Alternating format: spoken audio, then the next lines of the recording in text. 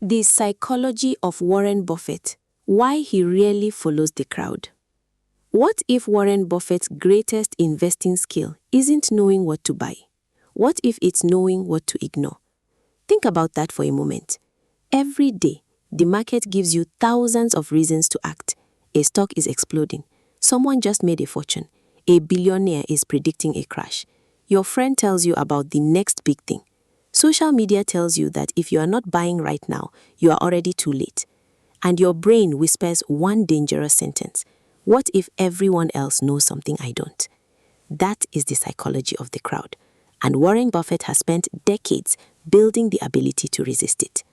Most people think investing is primarily an intelligence game.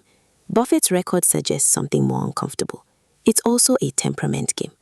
You can understand financial statements and still lose money because you panic. You can discover an excellent company and still destroy your returns by buying because everyone else is excited. You can even know that markets are unpredictable and still check your portfolio 20 times a day. Why? Because investing attacks something deeper than your wallet. It attacks your emotions. Humans are social creatures. When other people become confident, we become more confident. When they panic, we become nervous. When everyone is getting rich, sitting on the sidelines feels painful. Buffett's psychological advantage is that he doesn't need the crowd to validate his decision. He doesn't ask, what is everyone buying? He asks a completely different question. What am I actually buying? That shift is enormous. Imagine you bought a company because its stock had doubled, then it falls 30%. A crowd-following investor sees the falling price and thinks something must be wrong. Buffett's framework asks something more rational. Has the underlying business become 30% worse? If the answer is no, the price movement may be information, but it isn't automatically an instruction. This is one of the most important distinctions a beginner investor can learn. Price is what the market is offering you. Value is what you believe the underlying asset is actually worth. Confusing the two is where emotion takes control.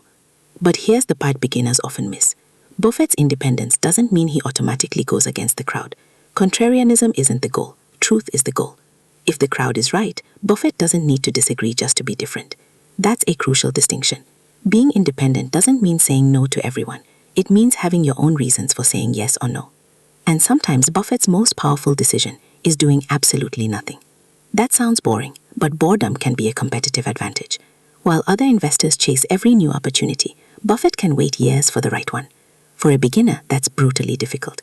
You see somebody making huge returns while your portfolio barely moves. You start wondering whether you're too conservative. You feel behind. That feeling can push you into investments you don't understand, simply because you don't want to miss out. That's FOMO, and FOMO is expensive. So how do you apply Buffett's psychology? Create your rules before the excitement begins. Know what you understand. Know what you don't understand. Know why you are buying. Know what could invalidate your thesis. And most importantly, decide in advance how much attention you will give to other people's opinions. Because if your investment strategy changes every time the crowd changes its mood, you don't really have a strategy. You have a mood. Buffett's lesson isn't always go against the crowd. It's much harder than that. Think independently. Wait when there is nothing worth doing. Act decisively when the opportunity genuinely makes sense. And don't confuse being busy with being productive. The market will always produce excitement. There will always be another hot stock, another crash, another prediction, another person promising easy money. You don't have to participate in all of it. Because Buffett's real superpower may not be predicting the future. It may be refusing to let other people's emotions become his instructions. And for a beginner investor, that might be the most valuable investment skill of all.